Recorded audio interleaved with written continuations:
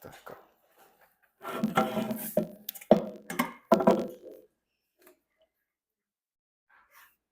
Muy bien. Entonces, vamos a leer el versículo, capítulo 17, capítulo 17, versículo 16. Lo leemos todos juntos y luego oramos. Dice, 1, 2, 3. Mientras Pablo lo esperaba en Atenas, su espíritu se enardecía viendo la ciudad entregada a la idolatría. Este mensaje le he titulado Un espíritu que se enardecía. Amén. Y eso es lo que vamos a aprender hoy de este capítulo de la Biblia. Vamos a orar. Señor Padre, gracias Señor, te damos por tu palabra. Gracias Señor por lo que haces en nuestras vidas. Bendice tu palabra. Habla Señor al corazón de cada uno de mis hermanos. En el nombre de Jesús. Amén. Pablo aquí estaba en su segundo viaje misionero.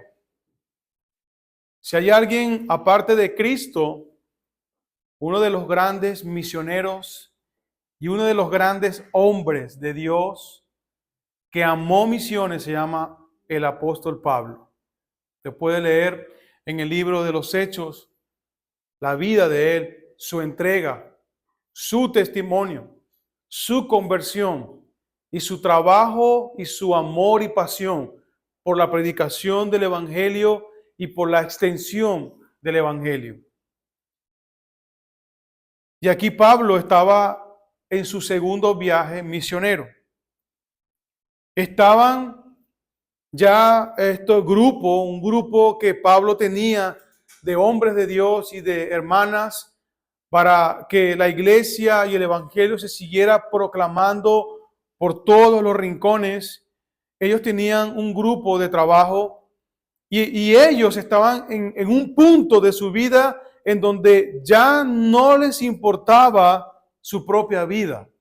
Ellos aquí estaban en un punto, hermanos, que ya ellos no les importaba su propia vida por la causa de Jesucristo, por la predicación del Evangelio, por las almas. Para ellos era lo más importante. Las almas es lo más importante, hermanos. La iglesia no está una iglesia no está para entretener. Una iglesia no está para darte, ¿cómo se llama eso? Teologías y estudios. Eso es importante. Yo soy muy estudioso de las Escrituras, pero más que eso, hermanos, que es importante, son las almas. Las almas. Ellos estaban amando las almas. Había un gran avivamiento en estos hermanos. Si usted lee el libro de los Hechos, ellos tenían un gran avivamiento en ellos, en sus corazones. Había un gran equipo de trabajo. Les apoyaba Bernabé, Timoteo, Silas, Marcos, los apóstoles, sus discípulos y otros más que también fueron influenciados a servir al Señor con todas sus fuerzas y con toda su alma. Qué tremendo trabajo. Todo comenzó con 120. 120 empezaron a predicar y a hacer la obra de Dios.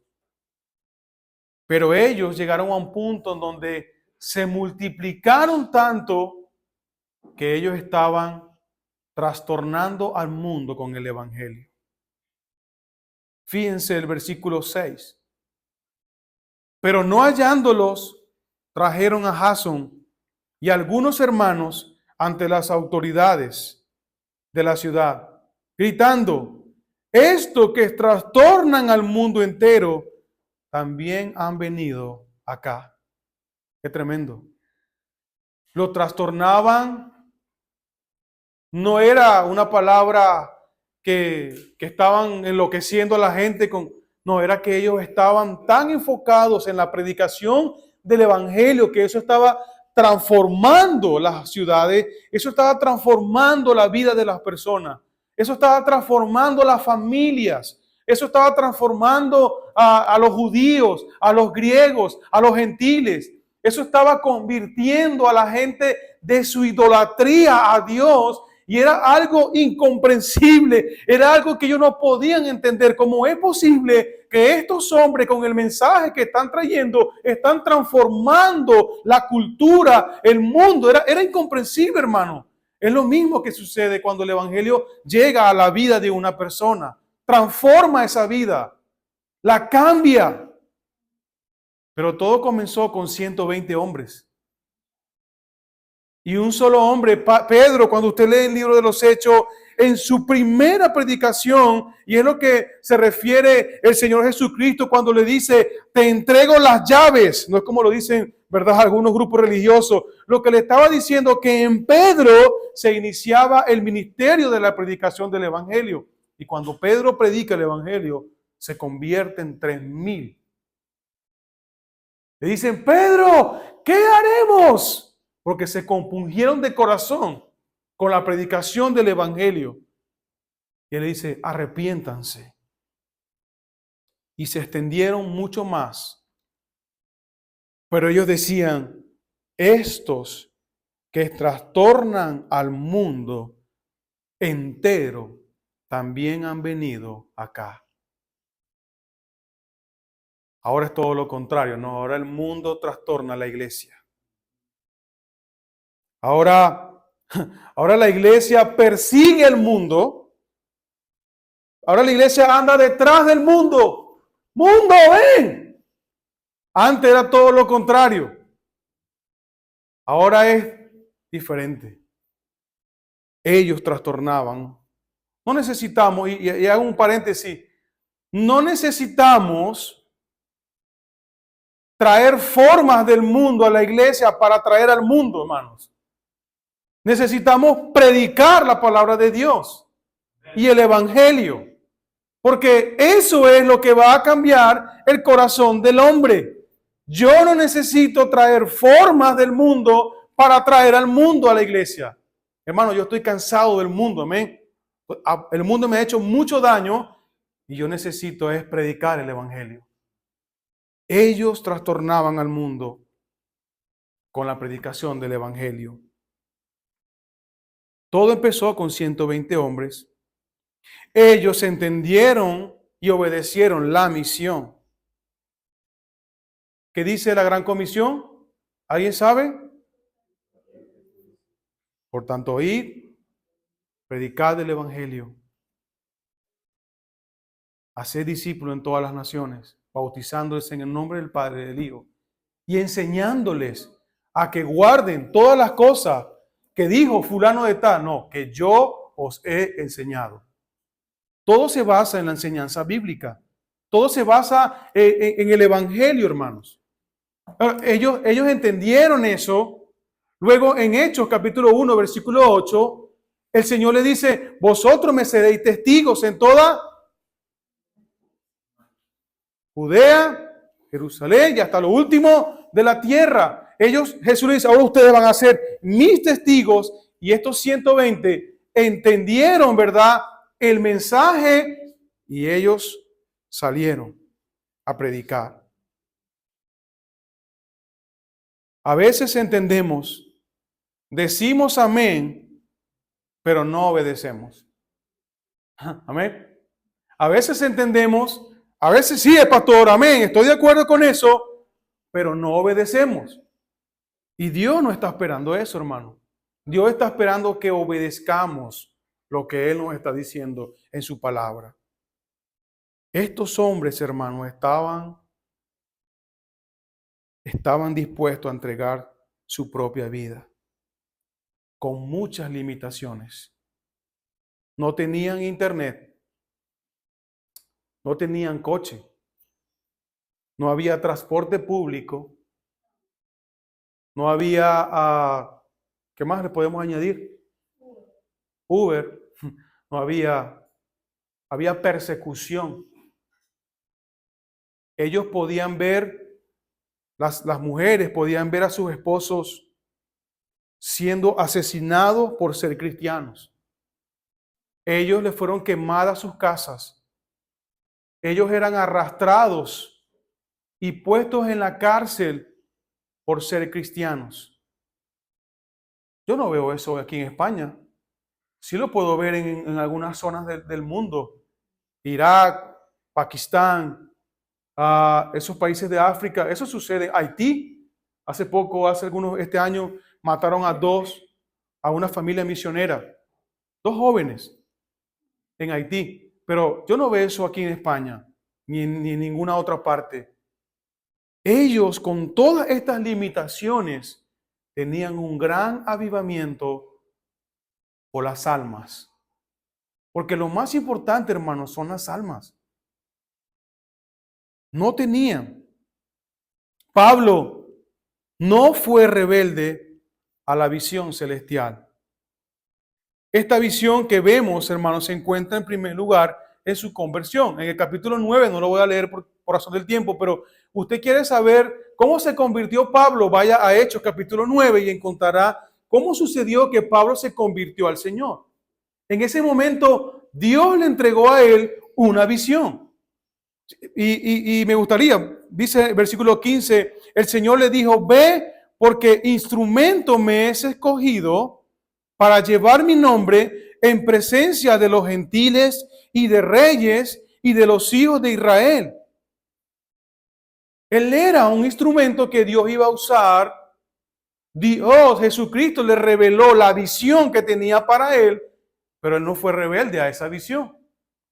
Él dijo, heme aquí, Señor, voy a hacerlo.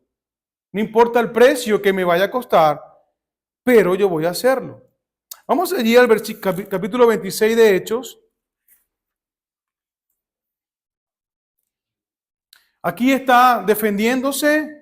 Pablo está relatando su conversión contra el rey Agripa.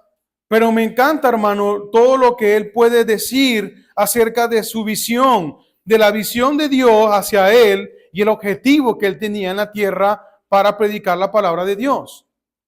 Ahora, no lo voy a leer todo por tiempo, por razón del tiempo, pero fíjense el versículo 19, ya después que él relata su conversión, todo lo que él hacía contra la iglesia de Jesucristo, el versículo 19 dice, por lo cual, capítulo 26 de Hechos, versículo 19, por lo cual, oh rey Agripa, no fui rebelde a la visión celestial, sino que anuncié primeramente a los que están en Damasco y Jerusalén y por toda la tierra de Judea y a los gentiles que se arrepintiesen y se convirtiesen a Dios haciendo obras dignas de arrepentimiento.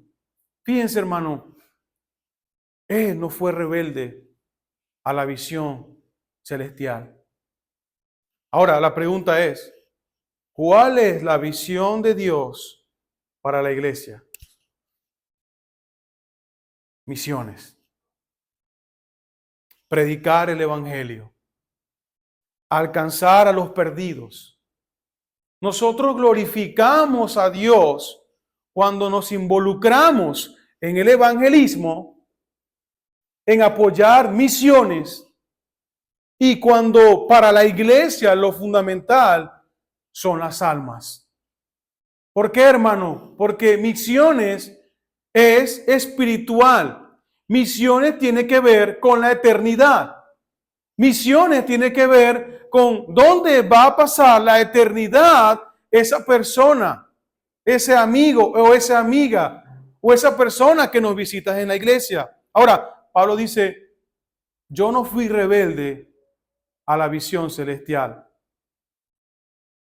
Cuando una iglesia no se involucra en misiones, no se involucra en razón de dar para apoyar misioneros, cuando una iglesia no se involucra en la evangelización de tu zona, ¿verdad? Como iglesia, eso quiere decir que está siendo ¿qué?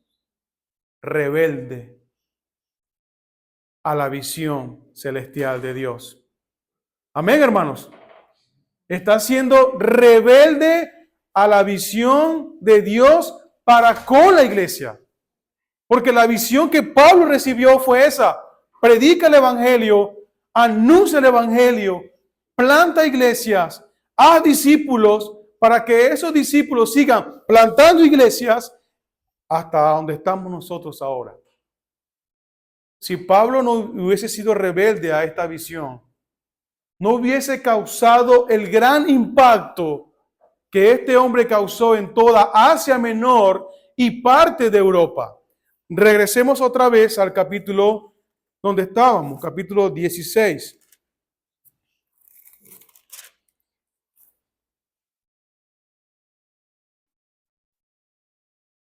Fíjense, hermano, ¿dónde estaba Pablo aquí? Mientras Pablo lo esperaba, ¿en dónde? ¿Eso queda dónde? ¿En qué parte del continente? Europa. ¿Ven? ¿Y dónde estamos nosotros, hermano? Europa. Grecia está aquí como a 3 horas en avión, creo. Eso está cerca. Pero fíjense, cuando él recibe la visión de Dios, y no estoy hablando de misticismo ni de visiones extrañas, no, estoy hablando de la visión clara y revelada en las Escrituras. Cuando Pablo recibe la visión de Dios revelada en las Escrituras sobre misiones y sobre predicar el Evangelio, él no fue rebelde, él fue obediente a esa visión y estaba en Europa ya, en su segundo viaje misionero. Qué tremendo. Cuando una iglesia, hermano, no es rebelde a la visión de Dios en cuanto a misiones, podemos llegar lejos. Podemos llenar España con el Evangelio y parte de Europa con el Evangelio. Pero si nosotros somos rebeldes a esa visión de Dios para con la iglesia,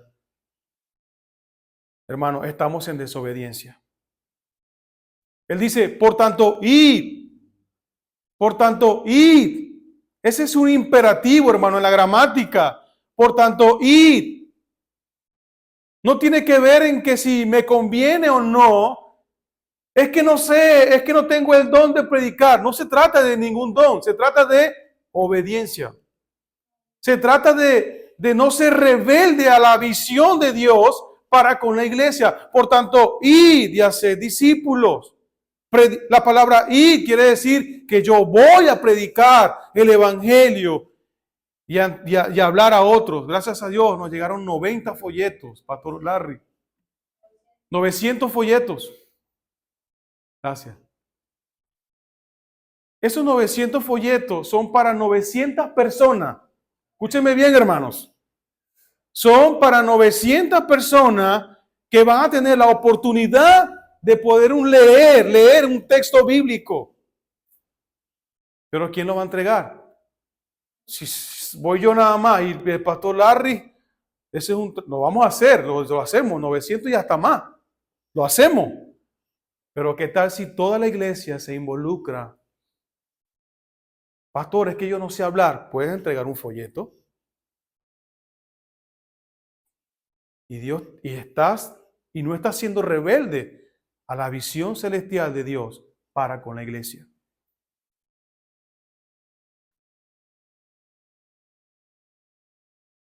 Cada creyente, hermano, es un instrumento útil para Dios. Cada creyente, sea nuevo creyente, tenga 30 años en el evangelio, tenga pocos años, sea pequeño, sea adolescente, sea adulto, cada uno de nosotros es un instrumento útil en las manos de Dios. Eso es un instrumento, hermano. Dios cuenta con su iglesia para llevar a cabo sus propósitos en la tierra en cuanto a las almas se conviertan. Dios usa el Espíritu Santo, su palabra y un creyente para poder salvar a una persona. Eso lo vemos claramente en las Escrituras. Ahora, usted y yo, hermanos, somos un instrumento útil. Pero quiero hacer otro paréntesis. Tenemos que limpiarnos para que Dios nos use. Imagínate que este es un plato, ¿verdad? Yo voy a comer. Hay dos platos aquí.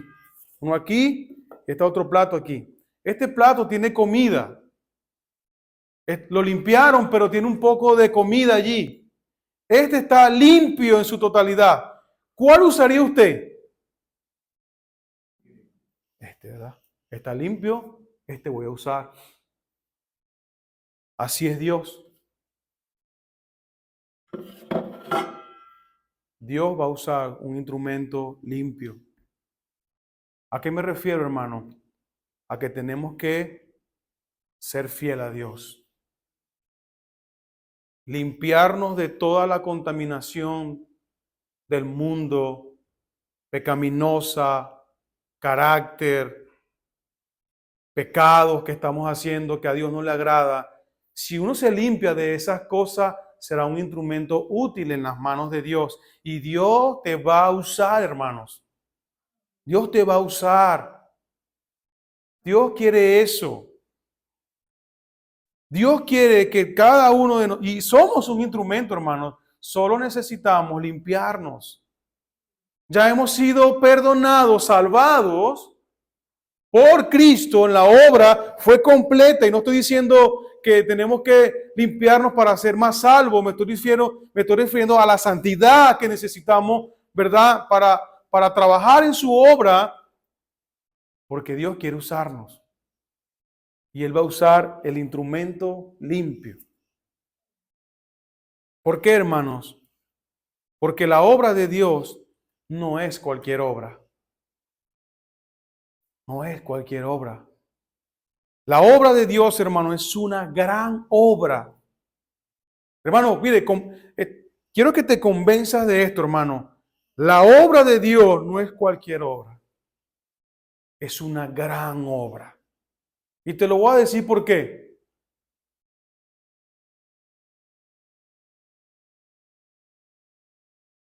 Porque nos salvó a nosotros.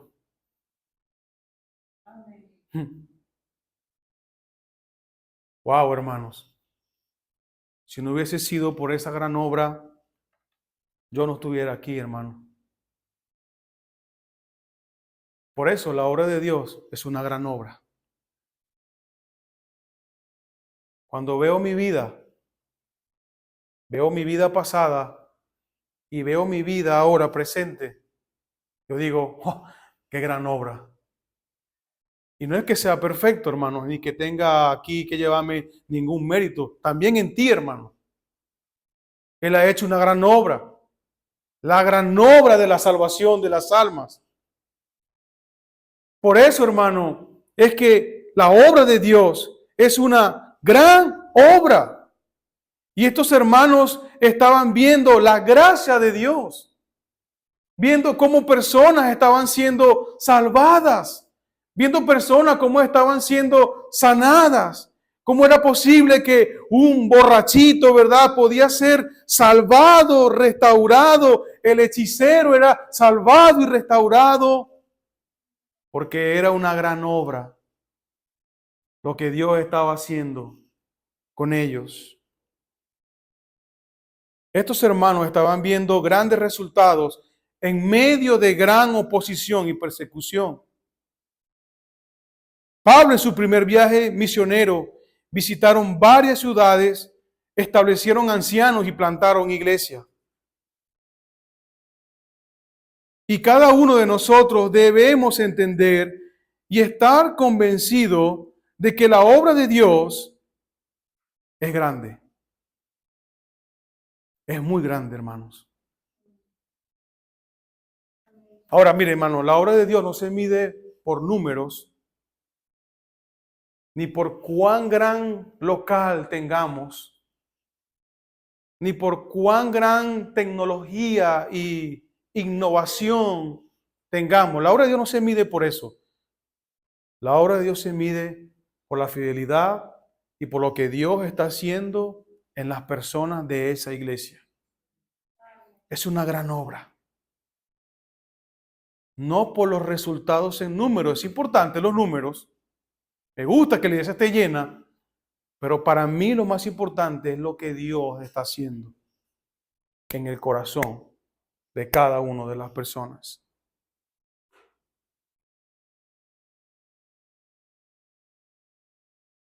Por eso, hermano, nosotros no solamente debemos ser espectadores en la obra de Dios. ¿Sabe qué es un espectador? ¿Sabe, no? Está el Bernabéu lleno de gente. Está jugando ahí el Madrid y otro equipo, el Barcelona, que son los que más suenan. Y gana el Madrid y dicen, ¡ganamos! ¡Ganamos! Y la gente aplaude. Tú no estabas ahí jugando los 90 minutos en ese campo de fútbol. Son espectadores. Amén. Eso pasa en la iglesia. Dios no quiere espectadores. Dios quiere que participemos todos juntos en la iglesia. Dios no quiere que estemos sentados como espectadores, viendo cómo dos, ese hombre gana almas, ese hombre es bueno, ese hombre, la iglesia está siendo bendecida por el Señor, pero yo estoy sentado aquí solo mirando los toros de lejos, ¿verdad? No, hermano, Dios quiere que yo me involucre también y no sea solamente un espectador. Yo quiero participar de lo que Dios está haciendo en esa iglesia. Quiero ganar alma, quiero involucrarme en los ministerios, quiero trabajar en la obra de Dios, quiero dar dinero para que esta iglesia siga floreciendo, quiero apoyar, quiero discipular, quiero esforzarme para ser participante y no solo un espectador. Hermanos, no seamos espectadores. Participa en la obra de Dios. ¿Por qué? Porque tú eres un instrumento que Dios quiere usarte. Dios no te salvó para dormir, comer y trabajar. Dormir, comer y trabajar. No, hermanos, si eres de Dios, yo debo hacer algo también en las cosas de Dios. No debemos vivir solamente para eso. No hay nada de malo en dormir. No vayan a decir, el pastor dijo que no puedo dormir, ni trabajar, ni comer. Te estoy diciendo que participa en la obra de Dios. El espectador está solo sentado mirando lo que está pasando y aplaudiendo y diciendo, ganamos. Hermano, miren, yo les decía la semana pasada, es muy triste preguntarle a un pastor, ¿a cuántas personas le hablaste este mes de Cristo? Pues la verdad es que tengo mucho tiempo. Sinvergüenza, flojo. Y se los digo así, hermano. Ese es un flojo y un sinvergüenza. Él tiene que hablar de Cristo a otros. Él tiene que predicar el evangelio, porque para eso un pastor fue puesto en el ministerio. ¿Sabe qué le dice Pablo a Timoteo? Timoteo era un pastor. Le dice, Timoteo, haz obra de evangelista. Predica, exhorta a tiempo y afuera de tiempo. Pastores flojos que no quieren predicar el evangelio ni quieren ganar almas. Se conforman con que la iglesia se le llene y ya, se acabó. No, hermanos. Esa no es la visión celestial que vemos en las Escrituras. Hay que hablar a otros de Cristo. Tenemos que ganar nuestra Jerusalén para Cristo, nuestra Judea, nuestra Samaria para Cristo. Porque ese no es el plan de Dios. El libro de los Hechos no podemos verlo como una historia que sucedió muchos años antes y que, bueno, está ahí en la Biblia escrito para que recordemos cómo estos hermanos hicieron la obra de Dios. No, hermanos, está escrito para que nosotros hagamos lo mismo. Está escrito para que nosotros repitamos y aquí está la forma de hacer la obra de Dios. Yo no tengo que buscar un libro y esperar que ir a un seminario de esto para que me expliquen. No, hermano, es muy fácil. Gana almas, disipula, bautiza. Gana almas, disipula, bautiza. Gana almas, disipula, bautiza. Así se hace la obra de Dios. Eso es muy fácil, hermano. Pero pastor, no, tengo que ir a un seminario para aprender y tengo que ir a no sé dónde. Esas son las cosas básicas del Evangelio. Predica, evangeliza, ten pasión por las almas. Una iglesia así, hermano, hay un gran avivamiento. Ahí no está el verdadero avivamiento de una iglesia. Yo doy gracias a Dios por mi iglesia en Venezuela. Ganadora de alma como usted no tiene idea. Pero ¿sabe quién va en la punta? Mi pastor. ¿Sabe qué dice mi pastor? ¿Quieres predicar en el púlpito? Te quiero ver predicando en la esquina. Eso es mi pastor. ¿Quieres predicar en el púlpito? ¿Quieres ser maestro de escuela dominical? ¿Quieres tocar música? ¿Te gusta todo eso? Gana alma. Lleva sol conmigo allá afuera primero. Y así lo hacen, hermanos. Y usted visita mi iglesia y todo el que está predicando, ese es un ganador de alma, está discipulando a alguien, está trabajando con alguien, es director de un estudio bíblico. ¡Qué tremendo! Hay un gran avivamiento. La asistencia de esa iglesia, 1000 personas cada domingo, 800 personas cada domingo, bautizando gente, discipulando gente. Solamente la clase de jóvenes son 150 nada más. Solo la clase de jóvenes. Y todos los maestros de esos jóvenes son ganadores de alma, directores de estudio bíblico. Así tiene que ser. Porque para lo más importante para una iglesia es esto. Esto es lo básico. Gana almas, predica el evangelio, disipula, participa. No seamos solamente espectadores. El servicio a Dios no debe ser una carga, hermano, para nosotros. Ese es el problema de muchos cristianos. El servicio a Dios debe ser un privilegio. Servir a Dios debe ser un privilegio para ti y para mí. Decir, pastor, ¿qué hago? Pastor, ¿qué puedo hacer en la obra de Dios? Tengo tantas ganas de trabajar en la obra de Dios. ¿Qué puedo hacer? Ese es un privilegio, hermano. Trabajarle a Dios es lo más grande que uno puede hacer. Servir al Señor es lo más grande que tenemos. Debe ser un privilegio. No estamos teniendo compasión por las almas. Jesús tuvo compasión por las almas, ¿sabían? Dice que Él estaba allí y miró y dijo, le dice a sus discípulos, oren al Señor de la mies para que envíe obreros. Hay tanto trabajo, pero no hay obreros. ¿Dónde están los obreros? ¿Dónde está tu compasión por las almas? ¿Dónde está, verdad, cuando vemos a mi vecino? Ayer cuando subí al ascensor, se subió tu vecina conmigo y ella me dice, y el ascensor es pequeño. Y yo le digo, no, móntese usted. No, venga. No hay ningún problema, Simón. No hay ningún problema. Y bueno, cargaba mi Biblia y le hablé de Cristo. Y le dijo, le invito mañana a nuestra iglesia. Las almas es importante, hermanos. Las almas son importantes. No estamos teniendo gozo por hacer algo en la obra de Dios. No nos estamos dejando transformar por el Señor. Y otra cosa que ayudaba a estos hermanos era la unidad que había. Cuando usted lee el libro de los Hechos, había una unidad entre los hermanos.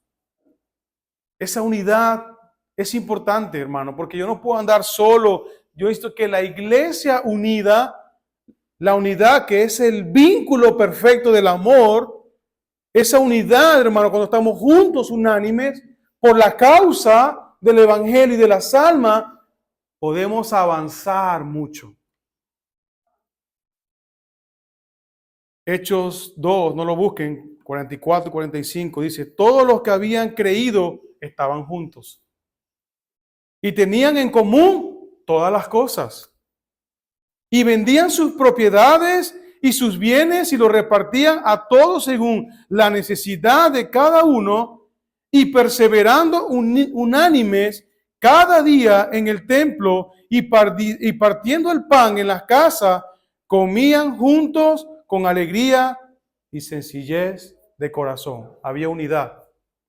Una iglesia que está unida con el mismo plan y diciendo, pastor, yo creo la visión que usted tiene.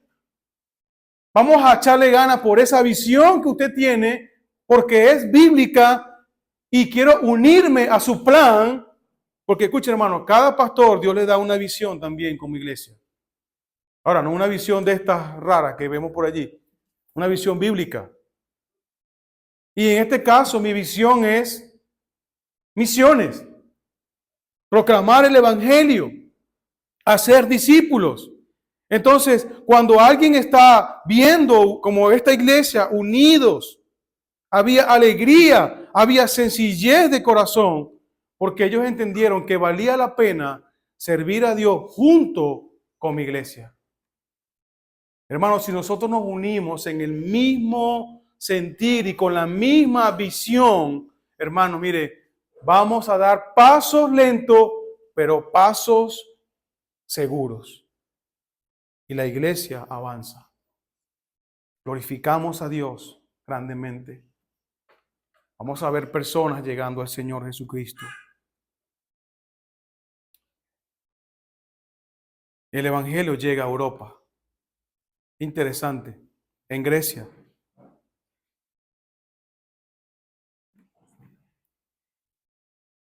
Pablo, en el versículo 4 del capítulo 17, dice, o vamos a leerlo desde el versículo 1, 17:1, Hechos.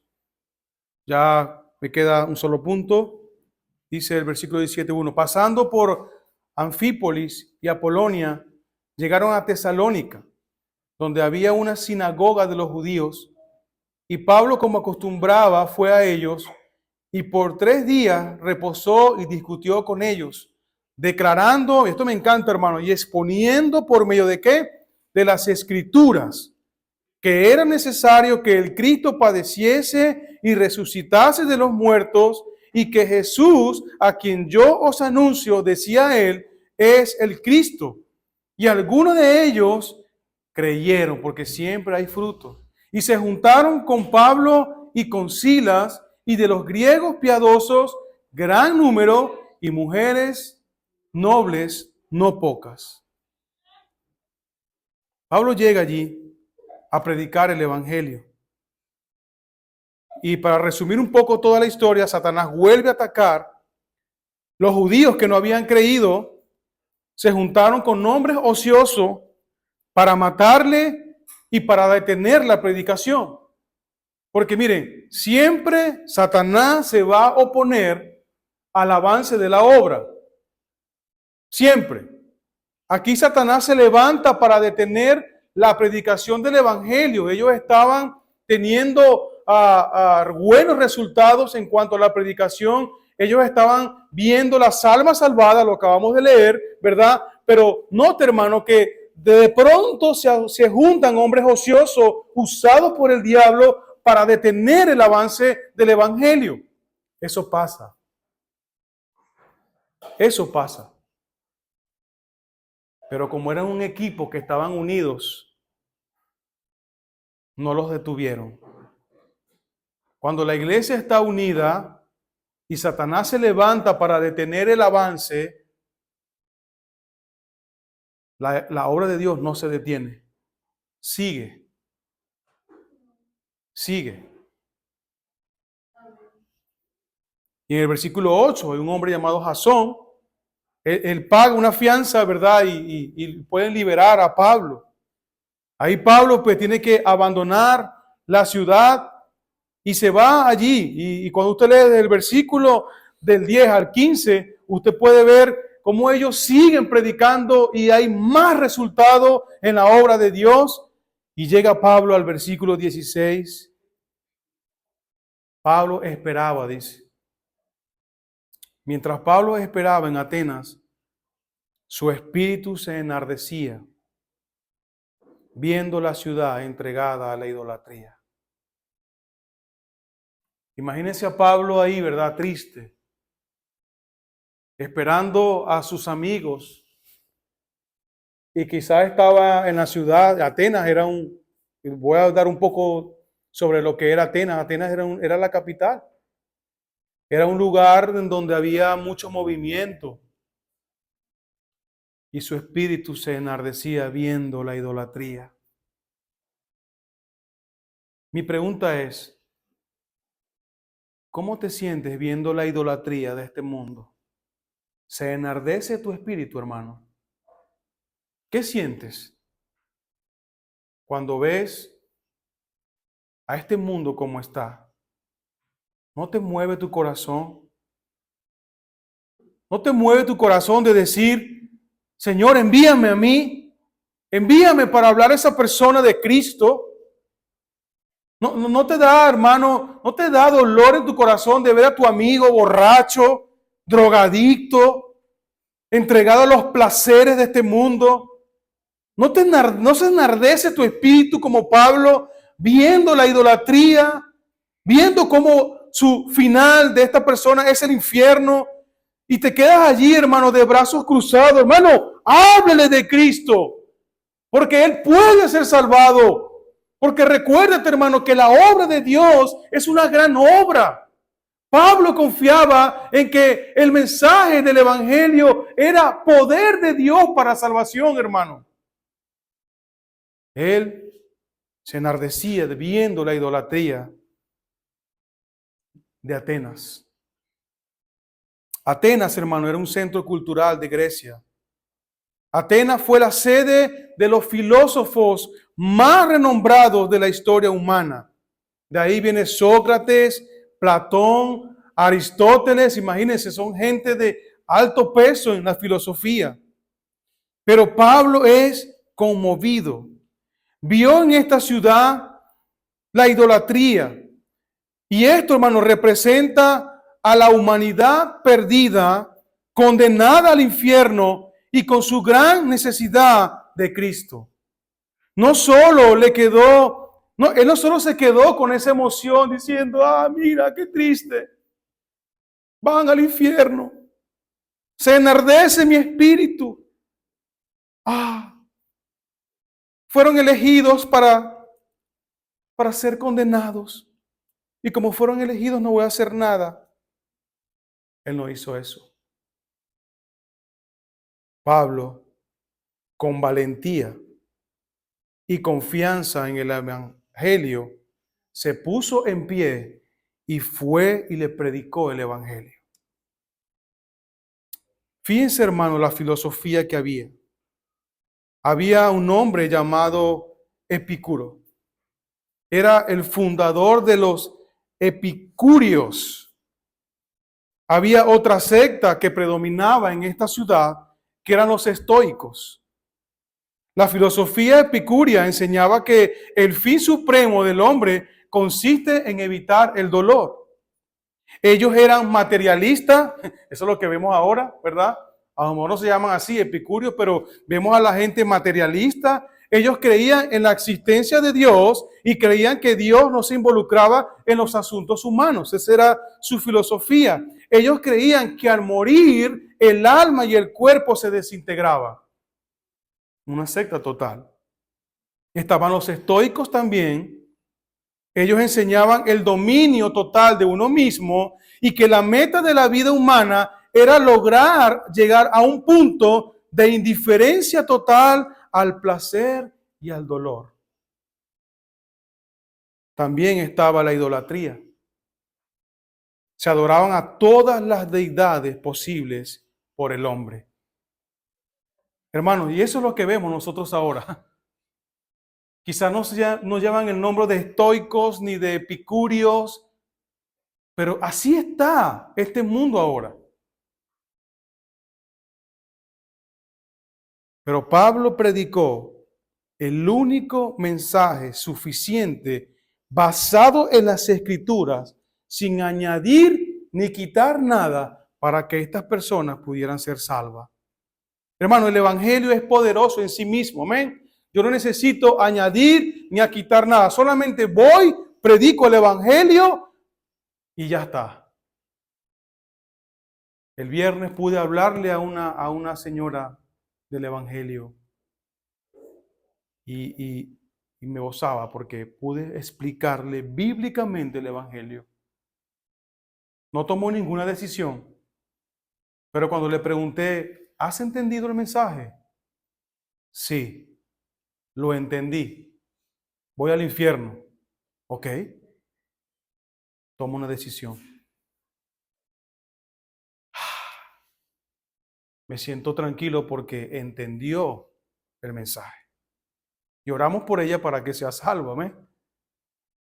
Porque cuando lo entiende, hermano, ¿y qué hice yo? Solo predicar el Evangelio. Este mensaje, hermano, nos ha dado por el Espíritu Santo. Nosotros tenemos que predicar el Evangelio. Fíjense el énfasis de Pablo en el Evangelio.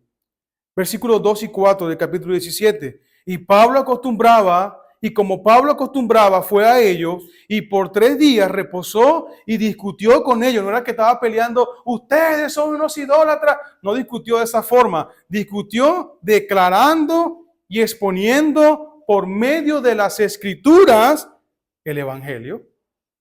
Necesitamos predicar el Evangelio, hermanos, por medio de las Escrituras. Ahora fíjese, versículo 11. Y estos eran más nobles que los que estaban en Tesalónica, pero recibieron ¿qué? La palabra con toda solicitud, escudriñando cada día, ¿qué, hermano? Las Escrituras para ver que estas cosas eran así. Pablo predicaba la palabra. Versículo 18. Y algunos filósofos de los epicúreos y de los estoicos disputaban con él y unos decían, ¿qué querrá decir este palabrero? Y otros, parece que es predicador de nuevos dioses. ¿Por qué?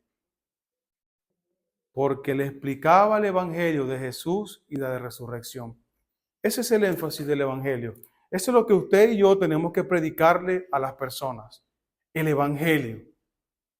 Las malas noticias que han pecado contra Dios y que por su pecado van a ir al infierno, y las buenas noticias de que Cristo ha venido a perdonar sus pecados y que solamente en Él pueden obtener la salvación y vida eterna. Ese es el mensaje, hermano, que debe escuchar este mundo perdido. Y Pablo nunca se salió de ese énfasis. El énfasis es este. Predica este evangelio. Él tenía valentía y denuedo. Y es lo que necesitamos. Valentía y denuedo, hermano, para poder predicar el evangelio. Y ya estoy casi terminando, hermano, tranquilo, tengan paciencia. Y el versículo 22 dice, entonces Pablo, ahora fíjense allí, hermano, cómo Pablo con valentía y denuedo se enfrenta a estos opositores del evangelio. Entonces Pablo, puesto en pie, eso es lo que necesitamos muchos de nosotros, ponernos en pie y decir, manos a la obra, vamos para allá. Y dice, entonces Pablo, puesto en pie en medio del Areópago, era un lugar en donde se discutían las filosofías y estaban los hombres, entre comillas, muy inteligentes, dice, varones atenienses, en todo observo que sois muy religiosos, porque pasando y mirando vuestro santuario, hallé también un altar el cual estaban esta inscripción, al Dios no conocido, al que vosotros adoráis sin conocerle, es a quien yo os anuncio. El Dios que hizo el mundo y todas las cosas que en él hay, siendo Señor del cielo y de la tierra, no habita en templos hechos por manos humanas, ni es honrado por manos de hombre, como si necesitase de algo, pues Él es el quien da a todos vida y aliento y todas las cosas. Y de una sangre ha hecho todo el linaje de los hombres para que habiten sobre toda la faz de la tierra. Y les ha prefijado el orden de los tiempos y los límites de su habitación para que busquen a Dios. Si en alguna manera palpando puedan hallarle, aunque ciertamente no está lejos de cada uno de nosotros, porque en Él vivimos y nos movemos y somos. Como algunos de vuestros propios poetas también ha dicho, porque linaje suyo somos. Siendo pues linaje de Dios, no debemos pensar que la divinidad sea semejante a oro o a plata o piedra, escultura de arte o de imaginación de hombre. Pero Dios, habiendo pasado por alto los tiempos de esta ignorancia, ahora ya está, ahora manda a todos los hombres en todo lugar, ¿qué hermano? Que se arrepientan, por cuanto han establecido un día en el cual juzgará al mundo con justicia por aquel varón a quien designó, dando fe a todos con haberle levantado de los muertos. Pero cuando oyeron lo de la resurrección de los muertos, unos se burlaban y otros decían, ya te oiremos acerca de esto otra vez. Y así Pablo salió en medio de ellos, mas algunos creyeron, juntándose con él, entre los cuales Dionisio, el Areopagita, era un líder, hermanos, y una mujer llamada Dámaris y otros con ellos. Se puso en pie. Él dijo, me da igual. Y su predicación aquí, hermano, fue para todos estos grupos. Para los estoicos, para los idólatras, para los sabios, fue para todos. Les predicó el evangelio. ¿Todos se convirtieron? No, pero hubo fruto. Predicó el evangelio. Conclusión. ¿Está enardecido tu espíritu?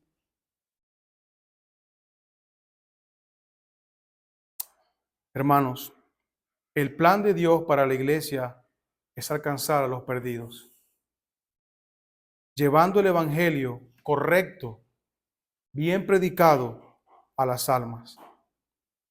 Apoyar misiones, mirar misiones como Dios las ve. Podemos avanzar más y alcanzar más almas perdidas. Y su nombre se va a glorificar. Nosotros fuimos alcanzados por hombres y mujeres que su espíritu se enardecía y fueron al llamado de ir y predicar el evangelio. ¿Recuerda usted el momento en que fue salvo? Yo recuerdo.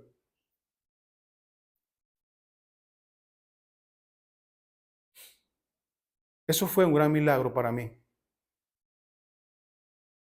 Y lo valoro mucho. Debemos ser parte de la visión celestial de Dios. ¿A cuántas personas le has hablado de Cristo esta semana? Eso a mí me emociona mucho, hablar a otros de Cristo. Debemos ser parte, hermano. Debemos ser parte de la visión celestial de Dios. Debemos ser parte de misiones en todo el mundo. Pero debemos examinar primero nuestro corazón. Examina tu corazón. Si tu espíritu enardece, como Pablo enardecía. Sí, pastor, enardece. Actúa. Sí, pastor, yo veo. Actúa. Actúa. Tenemos 900 folletos allí. Hay 900 personas aquí en Fuenlabrada que lo pueden leer. Amén. Vamos a orar. Señor, gracias te damos por el día de hoy. Gracias por tu palabra, Dios. Gracias, Señor, por salvarnos. Te pido, Padre, que tú nos dejes a nosotros, Señor,